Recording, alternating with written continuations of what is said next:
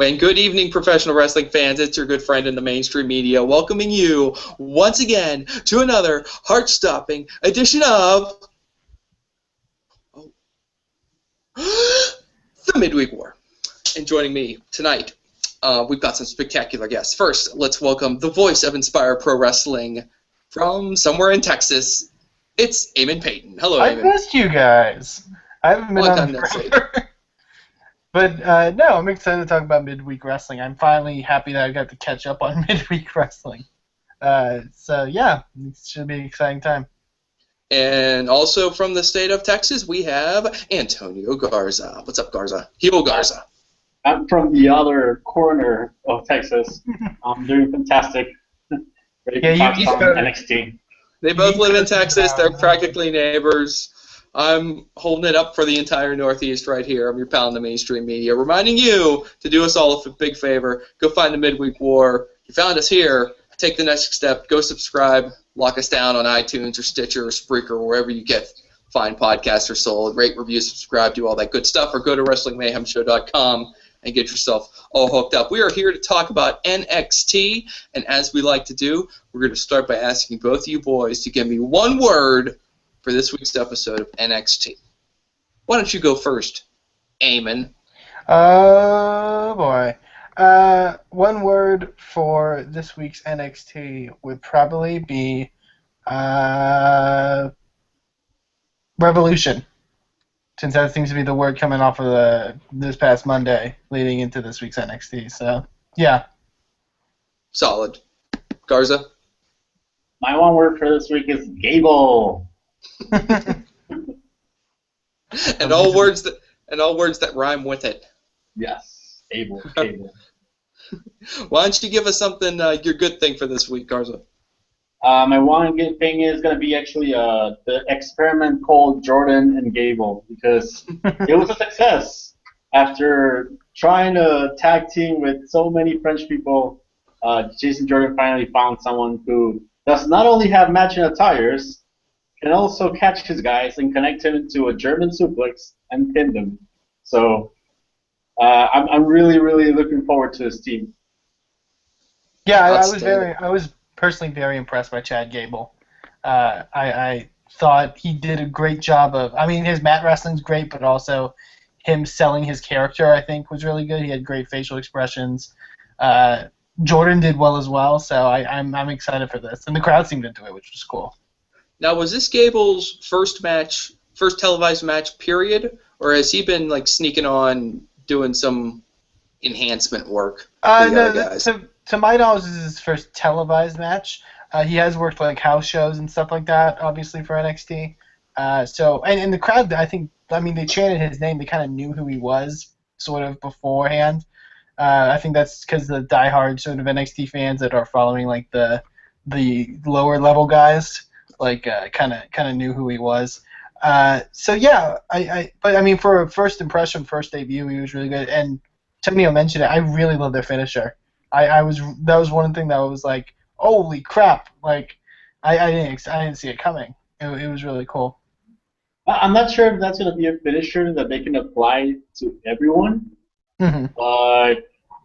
Like they made it work here, so I'm looking forward to seeing them do it again.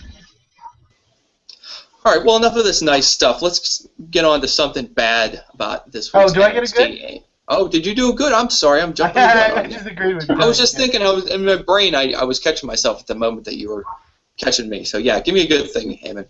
Well, I only say it because I didn't want to pass up talking about the thing that I wanted to name as my good, which was the main event between Sasha Banks and Charlotte for the NXT Women's title. Great follow up to Raw. Great. Yeah, I mean, if newer people that don't know about NXT watched Raw and then tuned in this week, this was the perfect way to introduce what NXT brings with their women's division.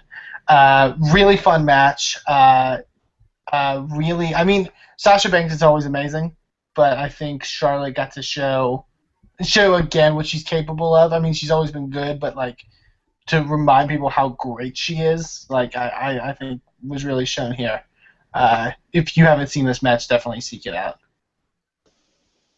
So with that said, let's get on to the bad stuff, Eamon. I'm feeling negative tonight. Let's get on to the bad stuff. I just can't wait for you to tear apart this show. Oh no, but for the most part, I like this show. So it is gonna feel bad to kind of tear it apart.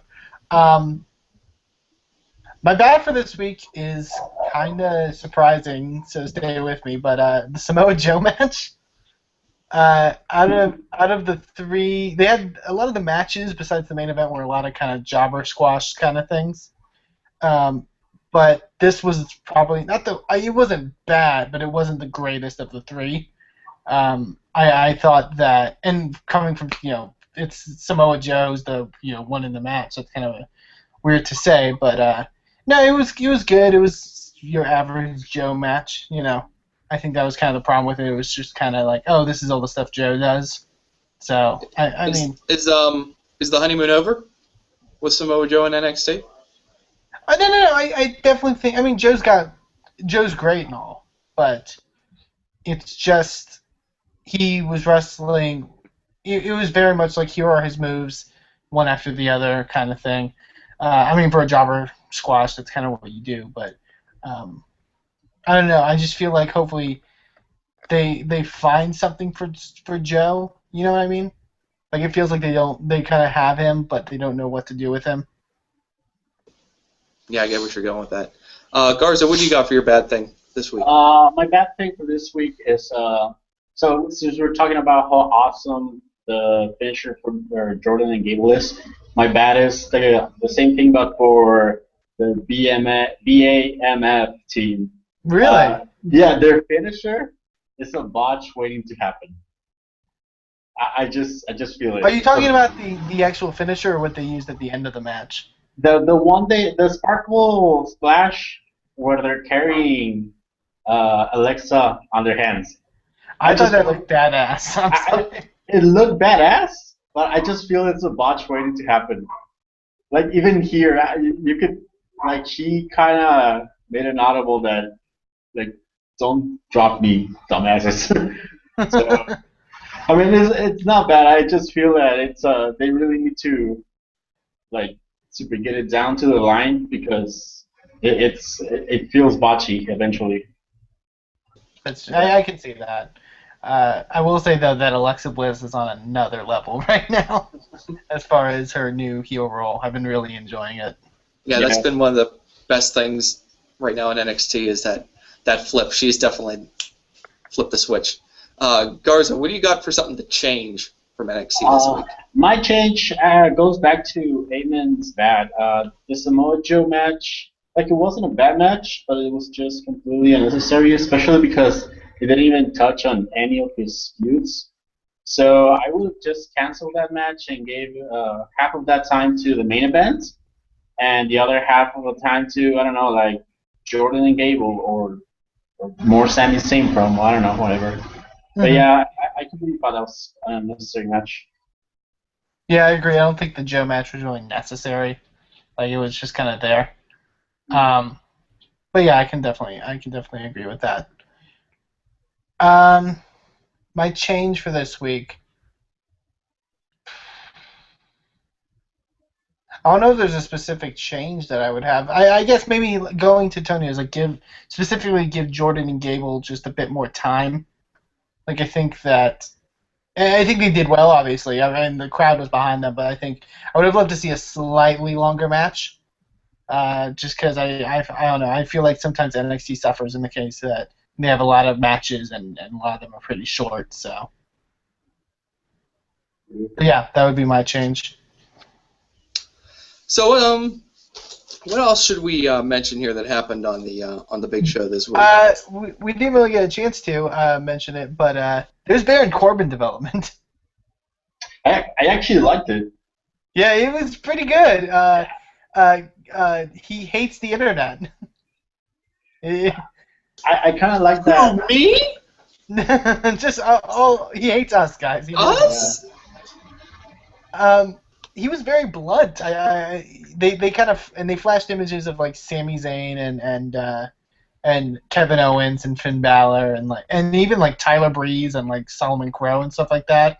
and he's like, you only like guys who work for $50 and a hot dog in front of 100 people or whatever, and he kind of, it's weird, like they really like abandoned like his like I'm a lone wolf sort of thing, and he's like, I was actually a football player. Like that was kind of weird. He's like, I won all these football championships and that, like, I don't know. Yeah, I like the idea that he's just awesome in everything he does, and that's who's gonna be like his persona. It's kind of like the male version of Dana Brooke right now. Mm-hmm. But I also don't see how the lone wolf and even the attire he wears is gonna work for his future. But I do like the development. I finally see something more than I just walk out and kick people's ass. Yeah, they need to do something different. Yeah. And I mean, they are kind of going the New Day, he was a face route, now he's a heel. But, I think hopefully it works for him. I hope it does. Hopefully it gives him a chance to show a bit more personality, because I think that is a bit necessary right now. And, yeah, I'm hoping a lot from him. I know that he has it in him. I got to attend the NXT show up here in Pittsburgh last month, and he was pretty good, just kind of getting on the fans and letting the fans get on him.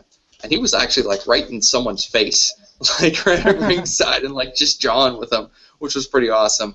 So yeah, let's hope that things work out for young Baron. Actually, not so young anymore. Anyway, good luck to you, Baron. Let's see how it goes.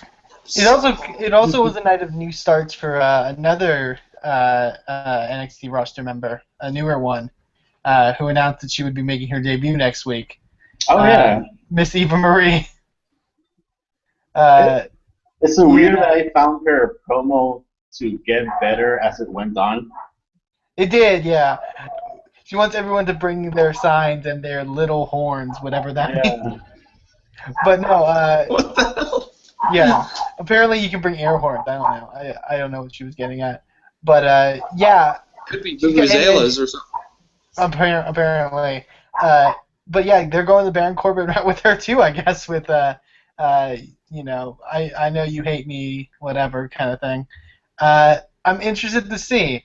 At the time of this, her debut match has already happened. And it will be, and like I said, it will be next week. I will be interested to see how that goes. But hey, who knows? I'm hopeful. I'm very hopeful. Maybe this is a good time to mention what happened on Monday on Raw with the debuts. Actually, one of them re-debuted of Sasha Banks and Charlotte and Becky Lynch, appearing to apparently be now on the main roster. Can you guys kind of help me kind of flesh out what does the NXT Women's Division look like without those three standard bearers for the whole division, and kind of where are we looking at right now, and then how would you kind of stack things up right now, maybe? Well, in the sense, at least for now, unless they pull like a Paige or whatever, which I don't think they will, but they technically still have Sasha Banks in the fact that she is the champion there, so I wouldn't rule her out completely. But you have Bayley, you have hopefully maybe like an Alexa Bliss will step up and get more of an opportunity, because I think she's pretty good. Like I think she's got a chance to maybe break out into that realm. But then you have your Emmas, your Dana Brooks, and then there's also a couple of developmental girls I know that are that haven't debuted yet or haven't officially like gotten a big character yet. That are good, like obviously the two Australian Jessie McKay and Casey McIntosh. They've done like jobber matches sort of, but I know they've been doing like a tag team at like the house shows since they're both Australian. There's definitely talent still there that could be brought up. Not a single mention of Dana Brooke. You are a scoundrel.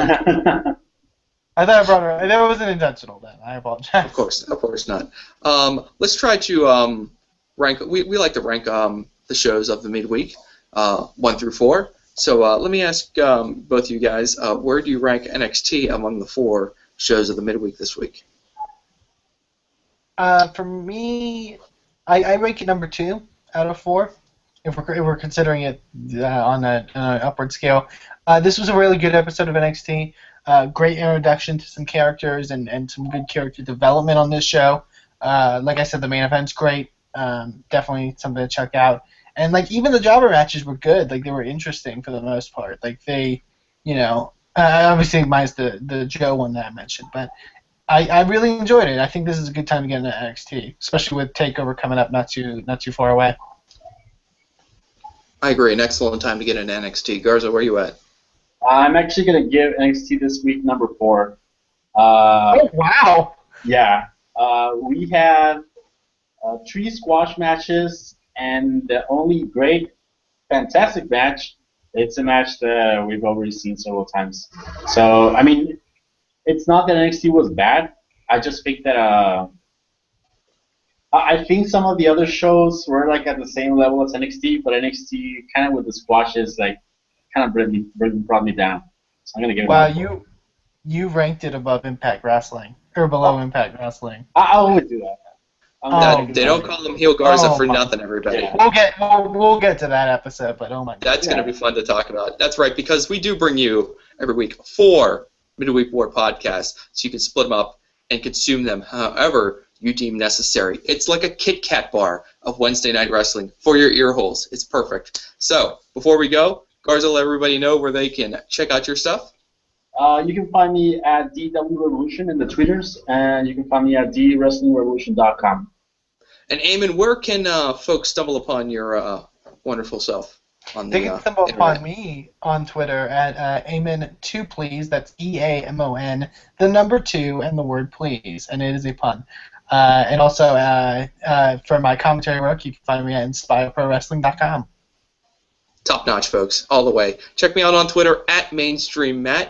Find out the best way for you to follow the Midweek War by going to WrestlingMayhemShow.com. Check out the rest of our quality podcasts, and we will see you next time right here on the Midweek War.